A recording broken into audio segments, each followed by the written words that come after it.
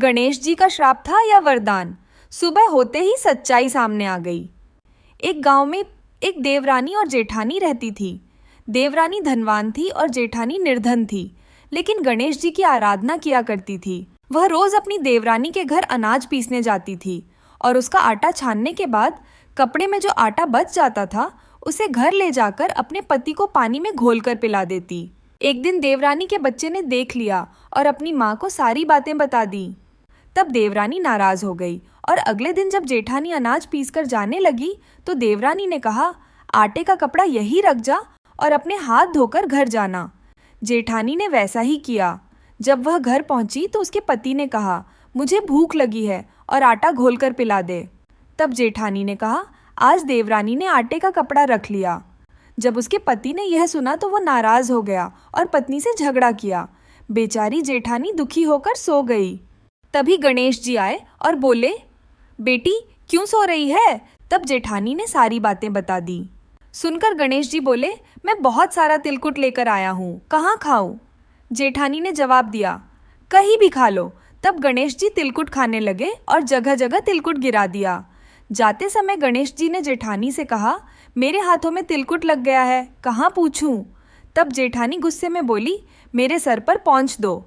तब गणेश जी अपने हाथ उसके सर पर पोंछ कर चले गए। जब वह सोकर उठी तो देखा सारे घर में सोने, चांदी के आभूषण, सिक्के पड़े हुए थे और उसका सिर हीरे मोतियों से जगमगा रहा था। दूसरे दिन देवरानी ने अपने बच्चे को भेजा कि आज ताई क्यों नहीं आई। बच्चे ने घर आकर बताया कि माँ, ताई तो खूब धन बटोर रही है।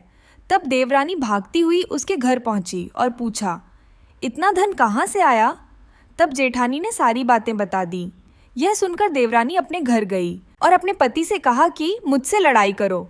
पति ने उसे समझाया, लेकिन देवरानी नहीं मानी तो पति ने उसके साथ खूब झगड़ा किया। तब देवरानी ने अपना सारा घर खाली किया और सो गई। रात को गणेश जी आए और पूछा, तिलकुट कहाँ खाऊं? तो देवरानी ने कहा, मेरा मकान तो उससे भी बड़ा है, कहीं भी खा लो। तब गणेश जी पूरे मकान में तिलकुट गिराकर चले गए। देवरानी जब सोकर उठी तो सारे घर में कूड़ा करकट पड़ा हुआ था। तब उसने गणेश जी से कहा, आपने मुझसे कपट किया है, जेठानी को दिए हीरे मोती और मुझे दिया कूड़ा करकट।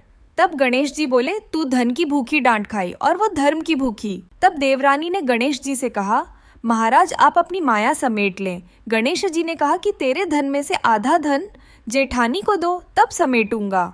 देवरानी मान गई। तब गणेश जी ने अपनी माया समेटी। चौथ माता की कथा के लिए हमारा दूसरा वीडियो देखें, लिंक डिस्क्रिप्शन में है।